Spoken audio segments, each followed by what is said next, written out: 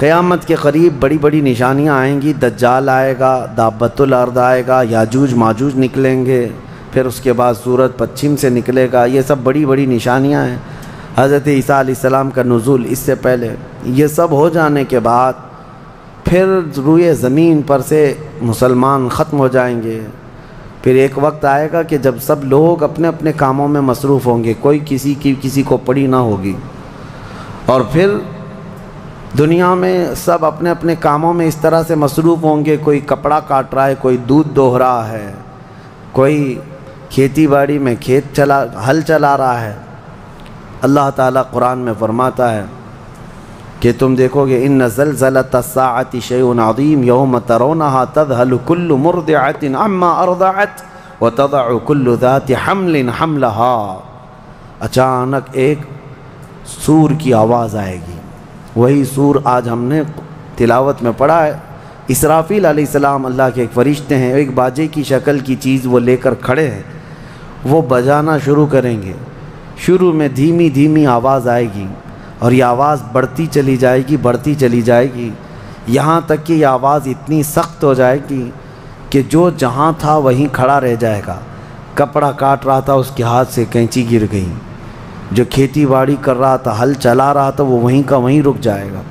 دودھ دوہنے والا اس کا ہاتھ ویسی رہ جائے گا، یہاں تک کہ حاملہ عورتوں کے پیٹ سے بچہ نکل کر گر جائے گا، جو عورتیں حمل سے ہوں گی، اور اس کے بعد پھر ایسی غشی، پھر سب پر موت طاری ہوگی اور زلزلے آئیں گے اور پوری زمین کو ہلا کر کے ختم کر دیا جائے گا۔ یہ قیامت ہے، یہ قیامت ہے۔ سور پھونکنے پر سارے انسان جتنے روئے زمین پر ہیں سب کے سب ختم ہو جائیں گے۔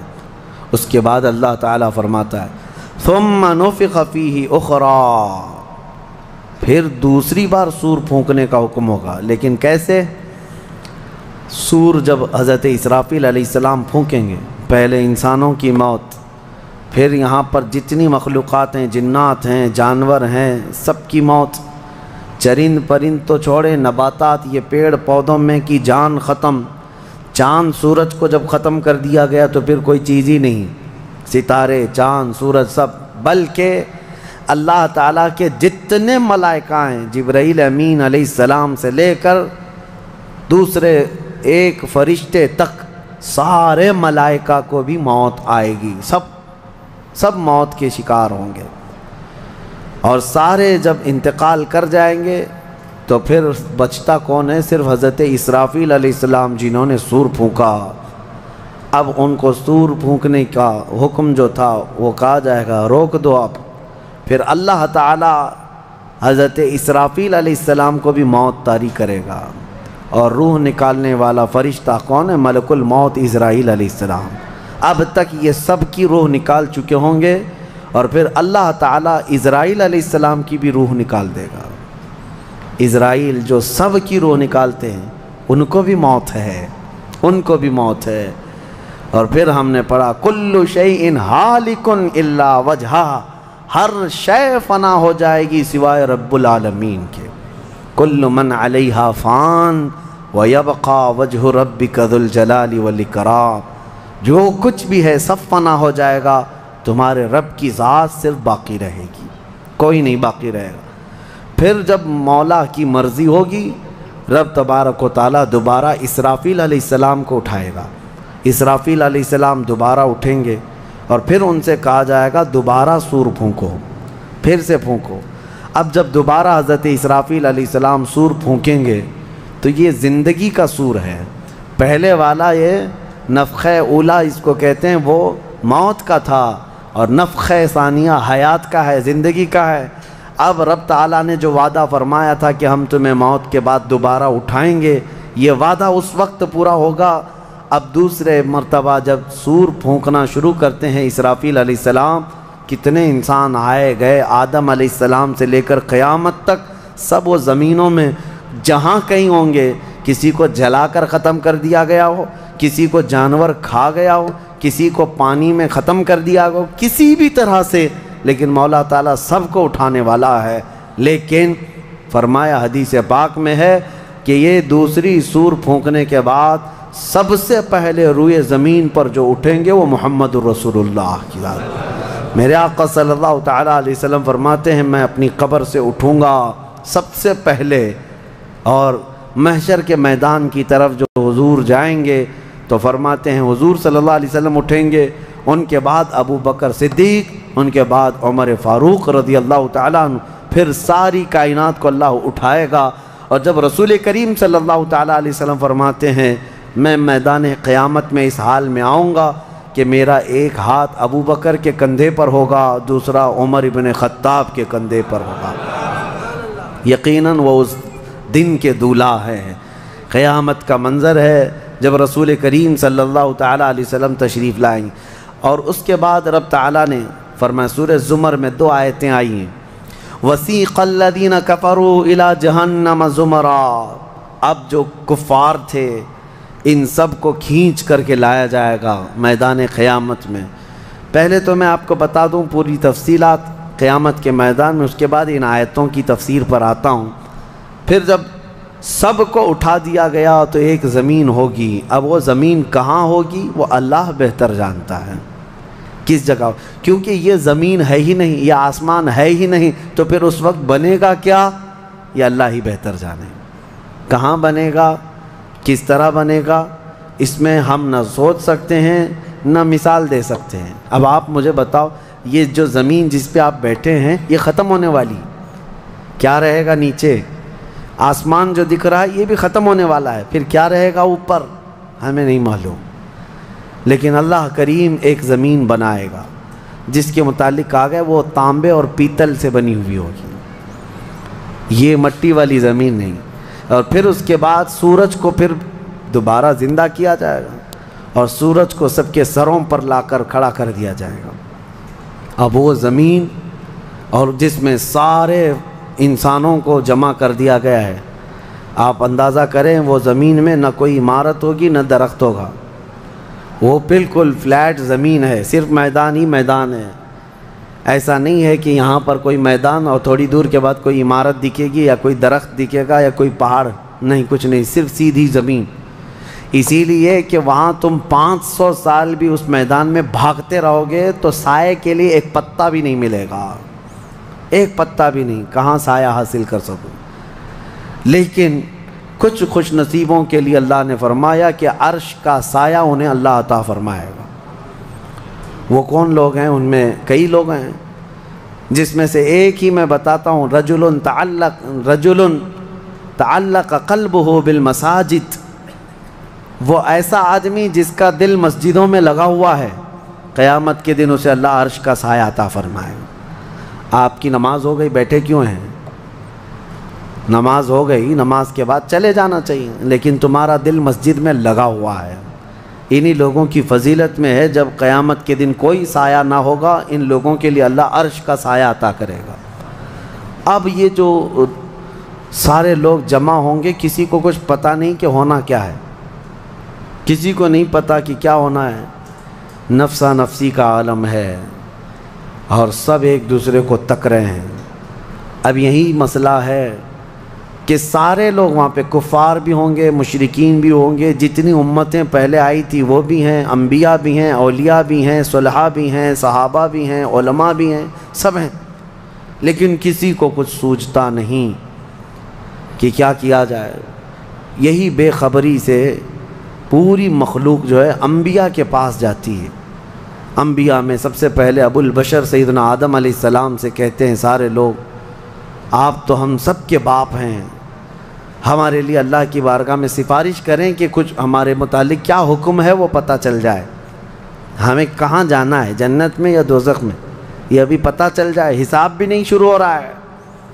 تو آدم علیہ السلام نے فرمایا، وہ فرمائیں گے کہ اے لوگو جاؤ، اس لیے کہ مجھے ڈر ہے اللہ کریم کی بارگاہ میں نے جنت میں وہ ممنوع شجر کا جو پھل کھا لیا تھا، مجھے آج بھی اس کا احساس ہے کہ کہیں رب تبارک و تعالیٰ مجھے اس پر عتاب نہ فرما دے، جاؤ کسی اور کے پاس۔ جتنے نبیوں کے پاس یہ قوم جاتی تھی وہ انبیاء کرام یہ کہتے آج ہمیں خوف ہے اللہ کریم کی بارگاہ میں، وہ قہار ہے، وہ جبار ہے، اور میں نے آج ایک آیت یہ بھی پڑھی ہے سورہ مومن میں، اللہ نے فرمایا لمن الملک اليوم، اس دن یہ آواز آئے گی آج کی بادشاہت کس کی ہے، آج کی بادشاہت کس کی ہے؟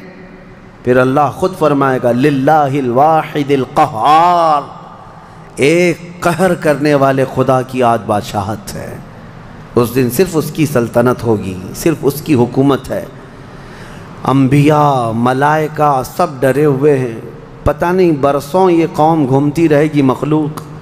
عیسیٰ علیہ السلام فرمائیں گے کہ اے لوگو جاؤ محمد الرسول اللہ کے پاس، آج وہ تمہاری سنیں گے اور اللہ ان کی سنے گا۔ پوری مخلوق جب نبی کریم صلی اللہ علیہ وسلم کے پاس آتی ہے تو نبی پاک صلی اللہ تعالیٰ علیہ وسلم فرماتے ہیں ہاں میں اسی کے انتظار میں ہوں۔ پھر حضور صلی اللہ علیہ وسلم سجدے میں گرتے ہیں اور اللہ کو منانے لگتے ہیں کہ مولا ہے تو تیرے بندے، تو حساب تو شروع فرما۔ اس کو کہتے ہیں شفاعت کبریٰ۔ یہ کیا ہے؟ شفاعت کبریٰ، بڑی شفاعت۔ یہ سب کے لیے، کافروں کے لیے، مشرکوں کے لیے، سب کے لیے۔ یعنی حضور کی پہلی شفاعت کس کام کی تھی؟ کہ اللہ حساب تو شروع کرے۔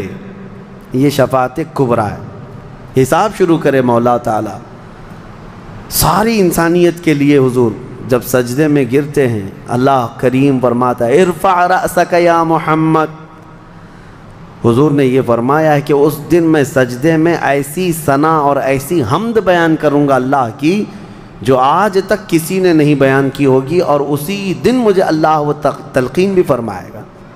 اور جب حضور ثنا کر رہے ہوں گے اللہ فرماتا ہے ارفع رأسک یا محمد، اے محمد صلی اللہ علیہ وسلم اپنا سر اٹھائیے، آپ مانگیے آپ کو دیا جائے گا، آپ پوچھئے آپ کو جواب دیا جائے گا۔ یہ پہلا سوال ہے اللہ کی بارگاہ میں قیامت کے دن، اور پہلا جواب ہے، باقی کسی بندے کو کوئی جواب نہیں تھا۔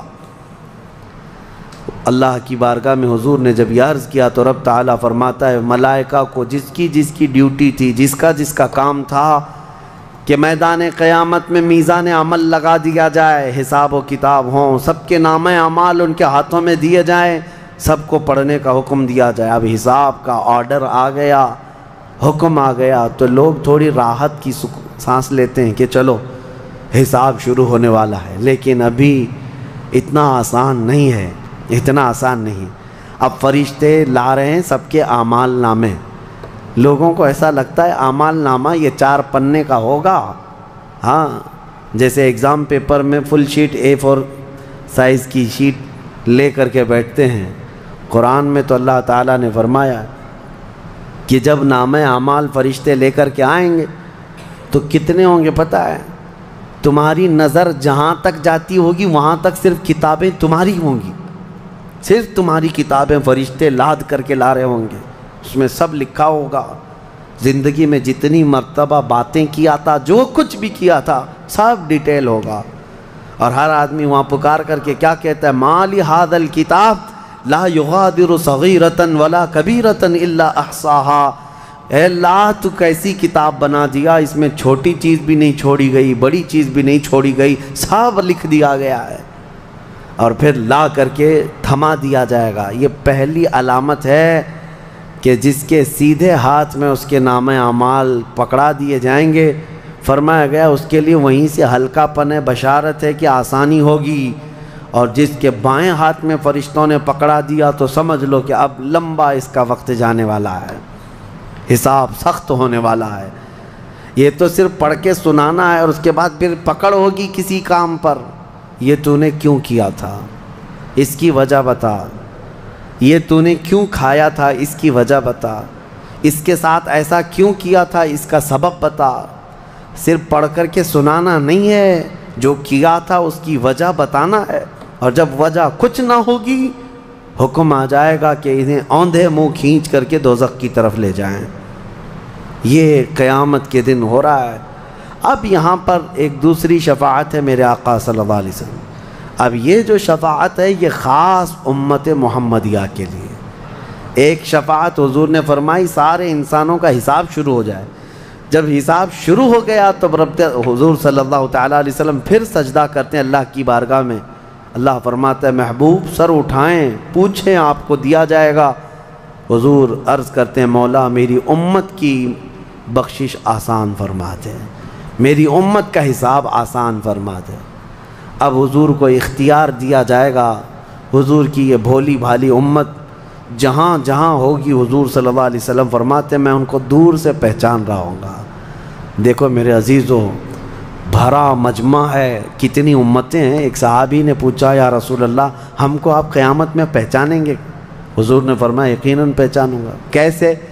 حضور فرماتے ہیں زندگی میں تم جو وضو کرتے تھے، یہ جو اعضائے وضو ہیں چہرہ اور ہاتھ، حضور فرماتے ہیں قیامت کے دن یہ سورج کی طرح چمک رہے ہوں گے، اور اسی چمک سے میں پہچان لوں گا یہ میری امت ہے جس کے ہاتھ چہرے چمک رہے ہوں۔ جو وضو ہی نہیں کرتا اس کا کیا چمکے گا؟ لیکن حضور صلی اللہ تعالیٰ علیہ وسلم نے حدیث پاک ہے یہ وضو کے اعضاء کی چمک سے حضور اپنی امت کو پہچان لیں گے، فلاں میرا امتی ہے، فلاں میرا امتی ہے۔ بہرحال اب اس کے بعد اب میں ان آیتوں کی طرف آتا ہوں۔ حساب و کتاب ہو رہا ہوگا۔ سب سے پہلے وہاں پر قیامت کے دن جن کو لایا جائے گا، الگ الگ روایات ہیں، اس میں 3 لوگوں کے متعلق فرمایا گیا، ایک عالم، ایک شہید اور ایک امیر آدمی پیسے والا۔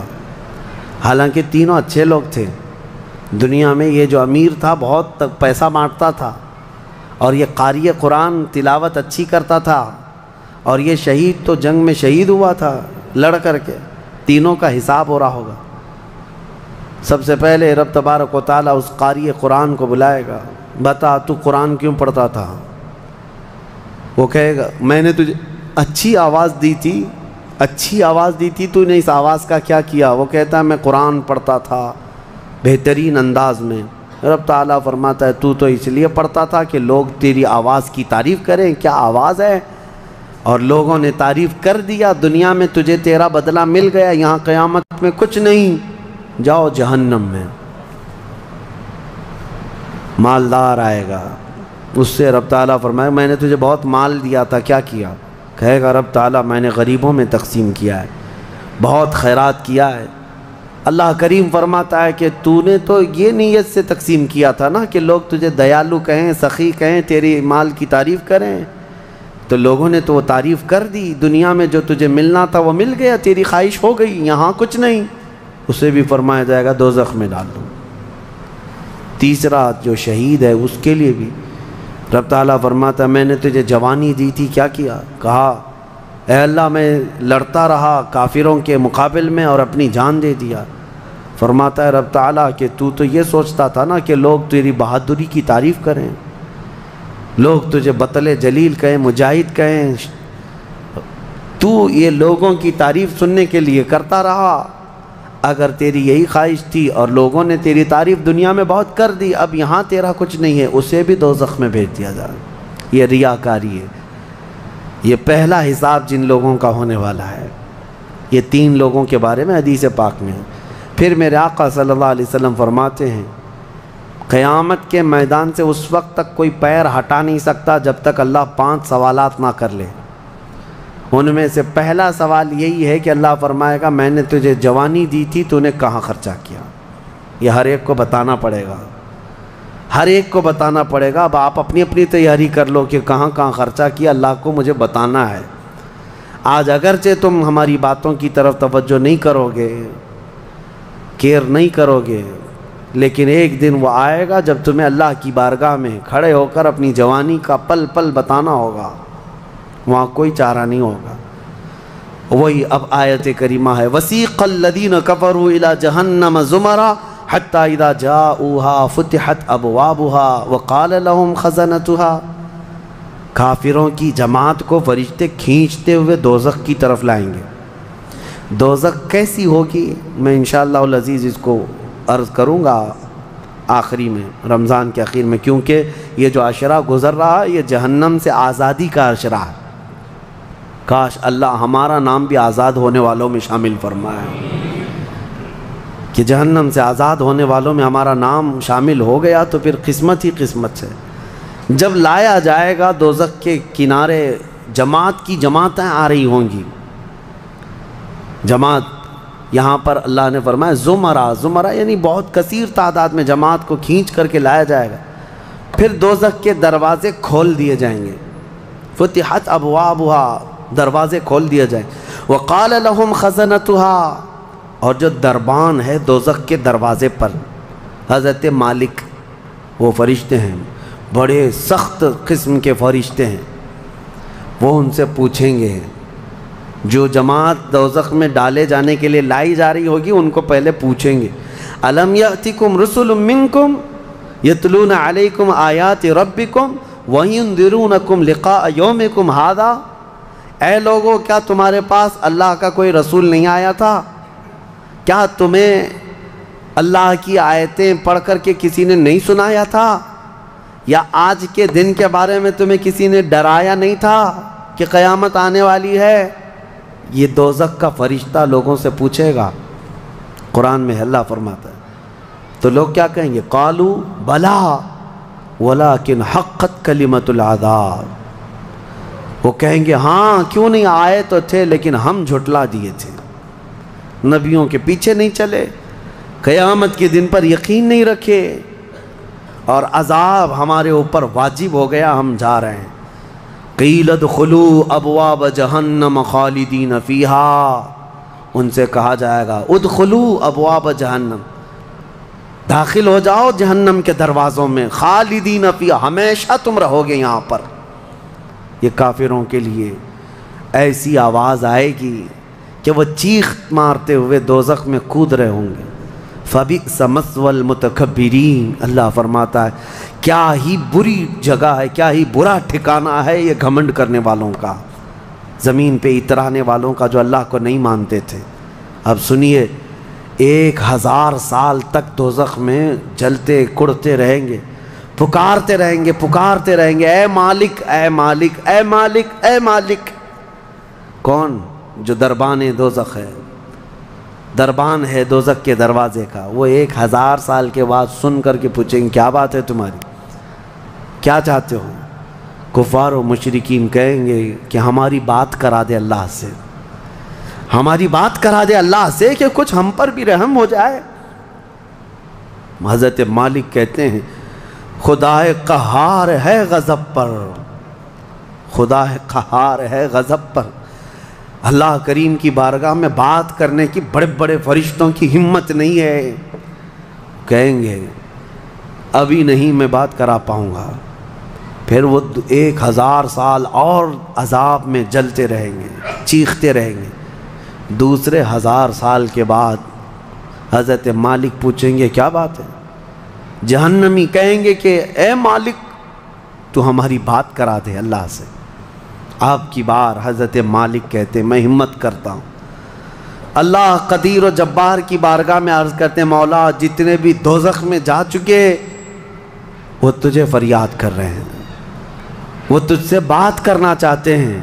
اب رب تعالیٰ کی طرف سے جواب آتا ہے حضرت مالک کو، اے مالک ان دوزخیوں سے کہہ دو کہ آج کے بعد رب تبارک و تعالیٰ نہ ان کی طرف نظر فرمائے گا نہ کلام کرے گا، لا یکلمہم اللہ یوم القیامت ولا ینظر الیہم، ان کی طرف رب تعالیٰ دیکھنا بھی نہیں چاہتا۔ وہ قدیر و جبار خدا جب دنیا میں ہر دن بلا رہا تھا آجا میرے بندے میرے پاس، آجا میرے بندے میری طرف آجا، ففروا الی اللہ، اللہ کی طرف دوڑ پڑ، نہیں سنتا تھا، ایک دن بھی نہیں سنا، اور جہنم میں جانے کے بعد پکار رہا ہے۔ رب تعالیٰ فرماتا ہے اب اللہ ان کی طرف دیکھنا بھی نہیں چاہتا۔ حضرت مالک جب یہ پیغام سنا دیتے ہیں اللہ کا، جہنم میں ایسی چیخ نکلتی ہے جہنمیوں کی کہ پورا جہنم ہلنے لگ جاتا ہے، کانپنے لگ جاتا ہے ان جہنمیوں کی چیخ سے، کہ اب ان کو کہہ دیا جاتا ہے خالدین فیہا، اب تم ہمیشہ کے لیے رہو گے یہاں پر۔ اسی لیے میرے عزیزو کفر سے ڈرو، کفر سے ڈرو۔ گناہ کرنے کے بعد معافی ہے لیکن کفر کی معافی نہیں۔ اسی لیے اولیاء امت ڈرا کرتے تھے کہ کہیں موت سے پہلے ایمان چلا گیا، کفر پر موت ہو گئی تو کیا ہوگا، پھر ہمیشہ کے لیے دوزخ میں جانا پڑے گا، نہ وہاں کسی کی سفارش ہوگی نہ کوئی شفاعت ہوگی۔ شفاعت اور سفارش گنہگاروں کے لیے ہے، کافروں اور مشرکین کے لیے نہیں۔ قرآن میں اللہ نے فرمایا ان اللہ لا یغفر ان یشرک بہ ویغفر ما دون ذلک لمن یشاء، بے شک اللہ تعالیٰ اس کے ساتھ کیے ہوئے شرک کو اور کفر کو ہرگز معاف نہیں کرے گا، اور اس کے علاوہ جو کچھ بھی کیا ہے اللہ سب معاف کرے گا، کفر کو اور شرک کو معاف نہیں کرے گا۔ اب سنیے دوسری آیت ہے، وَسِيقَ الَّذِينَ اتَّقَوْا رَبَّهُمْ إِلَى الْجَنَّةِ زُمَرًا، اس میدان قیامت میں کچھ وہ جماعتیں بھی ہیں جو دنیا میں تقوی حاصل کر چکی تھی، فرمان خدا پر چلتی تھیں، ان کی نمازیں ٹھیک تھی، اللہ سے ڈرتے تھے، اپنی راتیں وہ رو رو کر گزارتے تھے، مولا کو پکارتے تھے۔ وہاں قیامت کے دن اللہ اللہ ان کے حال یہ ہیں کہ ان کا استقبال ہو رہا ہوگا، فرشتے ان کو سجا کر کے لا رہے ہوں گے، اور وہ بھی جماعت جماعت کے ساتھ جا رہے ہوں گے جنت کی طرف۔ تو جیسی وہ پہنچیں گے فتحت ابوابہا، قرآن میں ہے 7 دروازے جنت کے ان کے لیے کھول دیے جائیں گے۔ یہ پرہیزگار لوگ ہیں، یہ تقوی والے لوگ ہیں۔ جیسے ہی جنت کے دروازے کھلیں گے وقال لهم خزنتها، وہاں پر بھی دربان ہے ایک، جنت کے دروازوں کا دربان وہ حضرت رضوان ہے علیہ السلام، وہ فرشتہ وہاں پر ہے، جنت کے دربان ہے۔ جیسے ہی یہ جماعتیں قریب پہنچیں گی دروازوں کے، کیا کہے گا دربان جنت؟ وقال لهم خزنتها سلام علیکم طبتم، مبارک ہو، اللہ کی سلامتی ہو تم کو۔ یہ جو ہم سلام کرتے ہیں نا السلام علیکم، یہ جنتی سلام ہے۔ یہ دربان جنت جو داروغہ ہے جنت کے دروازوں کا، وہ سلام کرے گا فرشتہ جو آ رہے ہیں جنت میں، سلام علیکم طبتم، مبارک ہو، خوش آمدید، اللہ کی سلامتی ہو، فادخلوها، آ جاؤ جنت میں داخل ہو جاؤ، خالدین، ہمیشہ کے لیے، اب تم بھی یہاں سے نہیں جاؤ گے۔ اب ہمارے اس چھوٹی سی زندگی میں بتاؤ میرے عزیزوں، اب اندر جیسے ہی جنتی داخل ہوتے ہیں کیسے، سب سے پہلی نعمت کیا ملتی ہے جنت میں؟ اللہ اکبر، آپ کے لیے اور ہمارے لیے سیب ملے گا، انگور ملے گا، گوشت ملے گا، کھانے کے لیے کیا ملے گا؟ میرے عزیزوں سب نعمتیں اپنی جگہ پر، لیکن فرمایا گیا جنتی جیسے ہی جنت میں پہلا قدم رکھتا ہے محمد الرسول اللہ کھڑے ہوں گے، میرے آقا صلی اللہ تعالیٰ علیہ وسلم ہوں گے اپنے امتیوں کے استقبال کے لیے۔ اس سے بڑی نعمت کیا ہے میرے عزیز؟ جنت میں داخل ہو جانے کے بعد اب سورہ واقعہ جب آپ پڑھیں گے تو جنت کا اس میں تذکرہ ہے۔ اللہ نے فرمایا ثلة من الاولین وقلیل من الاخرین علی سرر موضونۃ متکئین علیہا متقابلین، وہاں دیوان لگائے ہوں گے، بڑے بڑے محلات ہوں گے جن کی ایک اینٹ سونے کی، ایک اینٹ چاندی کی بنائی ہوگی، پورے زمین پر جو گھاس ہوگی وہ زعفران سے بھی زیادہ ملائم۔ اور اللہ نے کتنی جگہ قرآن میں فرمایا جنات تجری من تحتها الانہار، ایسے باغیچے جن میں نہریں بہہ رہی ہوں گی، اور ایسی نہریں جن کا پانی دودھ کی طرح سفید، شہد سے زیادہ میٹھا اور ٹھنڈا، یہ ٹھنڈے میٹھے پانی کی نہریں جس کو کوثر اور سلسبیل کہا گیا ہے، یہ جنت کے باغیچوں سے ہو کر گزر رہی ہوں گی۔ جنتی جتنے بھی ہوں گے وہاں پر وہ نہروں کے قریب بیٹھے ہوں گے، ان کے چہرے اتنے چمک رہے ہوں گے، وجوہ یومئذ ناظرہ، ایسے چمک رہے ہوں گے، دمک رہے ہوں گے، 14ویں کا چاند ان کے چہروں کے سامنے پھیکا ہوگا۔ یہ جنتیوں کے چہرے ہوں گے، اور وہ اپنے جب جنتی محل میں جائیں گے، ایک محل سامنے ہوگا، دوسرا محل ادھر ہوگا، آمنے سامنے جنتی باتیں کرتے ہوئے بیٹھیں گے۔ یہ قرآن پاک میں اللہ نے فرمایا ان کی خدمت کے لیے غلمان، لڑکے بھی ہوں گے، حوران جنت، وہ جنتیوں کی خدمت کے لیے ان کی بیویاں وہاں پر بنائی جائیں گی، وہ اتنی حسین و جمیل خوبصورت ہیں کہ جنتی کے لیے آج تک نہ ویسی خوبصورتی یا حسن دنیا میں کسی نے سنا ہے نہ دیکھا۔ یہ حوران جنت ہر جنتی کو دی جائیں گی۔ اب اس کے بعد جنت میں پہنچ جانے کے بعد تمہارے لیے کیا نہیں ہوگا؟ ایک طبقہ انبیاء کا ہے، ایک طبقہ جنت میں اولیاء کا ہے، ایک طبقہ شہداء کا ہے، ایک طبقہ صدیقین کا ہے، اور پھر جنتی کے لیے قرآن میں ہے جو وہ خواہش کرے گا فرشتے فوراً اس کے لیے وہ حاضر کریں گے. جو چیز کی خواہش کرے گا. جس دن تمہاری وہاں خواہش ہوگی کہ مجھے یہاں غریب نواز کا دربار دیکھنا ہے، جنت میں غوث پاک کہاں ہے وہاں جانا ہے، صحابہ میں خلفائے راشدین کہاں ہیں وہاں جانا ہے، انبیاء اکرام کہاں ہیں، شہداء و صالحین کہاں ہیں وہاں جانا ہے. جنتی گھوم رہا ہوگا. اور کیا ہی بہتر ہوگا جنتی جب یہ خواہش کرے گا مجھے محمد الرسول اللہ کے محل میں جانا ہے، وہاں بھی اسے پہنچایا جائے گا. وہ ہر ایک بڑے سے بڑے انبیاء صالحین شہداء اور رسولان اعظام کے ہاں جاتا رہے گا، آتا رہے گا، جاتا رہے گا، آتا رہے گا. جنت کی نعمتیں اس کی ختم نہیں ہوں گی، یہاں تک کہ اللہ کریم فرمائے گا حوران جنت کو یہ میرے وہ بندے ہیں جو صرف میری حمد سنتے تھے دنیا میں. اے حوران جنت تم اپنی میٹھی آواز میں اب میری حمد ان کو یہاں سناؤ. 100 سال تک وہ حوران جنت انہیں حمد سناتی رہیں گی. پھر جنتیوں سے اللہ پوچھے گا پیٹ بھر گیا؟ وہ جنتی کہیں گے مولا اور تیری تعریف سننے کا دل کرتا ہے. داؤد علیہ السلام جن کی آواز میں بڑی مٹھاس تھی، رب تعالیٰ فرمائے گا اے میرے داؤد خلیفۃ اللہ آؤ ان جنتیوں کو اپنی سریلی آواز میں میری حمد سناؤ. اب وہ 100 سال تک سناتے رہیں گے اور جنتی مدہوش ہوں گے اور سنتے رہیں گے. یہ جنت کے ترانے وہاں پر سنائے جا رہے ہیں. اس کے بعد پھر رب تعالیٰ فرمائے گا اب تم سیراب ہو گئے کہ داؤد علیہ السلام کی زبان سے تو چڑیاں بھی سننے کے لیے کھڑی ہو جاتی تھی، پرندے بھی ہوا میں رک جاتے تھے. اب جنتی کہیں گے کہ مولا اور تیری حمد ہو اور تیری تعریف ہو، ہم سننا چاہتے ہیں. رب تعالیٰ جب فرمائے گا اے فرشتوں حجابات ہٹاؤ اب میں سناؤں گا اور میرے بندے سنیں گے. اب یہ جنت کی سب سے بڑی نعمت وجوہ یومئذ ناظرہ الی ربہا ناظرہ. مولا فرماتا ہے چہرے چمک رہے ہوں گے اس بات کے لیے کہ بغیر حجاب کے وہ اپنے اللہ کو دیکھ رہے ہوں گے. اس سے بڑی نعمت جنتی کو کچھ نہیں ہے کہ مولا کریم حجابات ہٹا دے گا. جس کے تم یہاں سجدے کرتے ہو، جس سے تم گڑ گڑا کر مانگتے ہو، وہ مولا جنت میں پردے ہٹا دے گا. اور فرمایا گیا جنت کی سب سے بڑی نعمت دیدار الہی ہے. اسی لیے رمضان میں بھی میرے آقا نے فرمایا افطار کرنے والے کو دو خوشیاں دی جائیں گی کہ جب بندہ افطار کرتا ہے تو اس کے لیے بھی یہ فرمایا گیا ہے کہ جیسے ہی وہ افطار کرتا ہے ایک تو اس کے پیٹ ٹھنڈے ہونے کی خوشی ہے، گلا تر ہونے کی خوشی ہے، لیکن دوسری خوشی ہر افطار کرنے والے روزے دار کے لیے کہ رحمان فرمائے گا میں نے تیرا محفوظ کر لیا ہے جنت میں، اب تجھے میں اپنا دیدار کراؤں گا. روزے داروں کو اللہ کا دیدار ہوگا. تو یہ جنتی جنت میں پہنچ جائیں گے، دوزخی دوزخ میں پہنچ جائیں گے.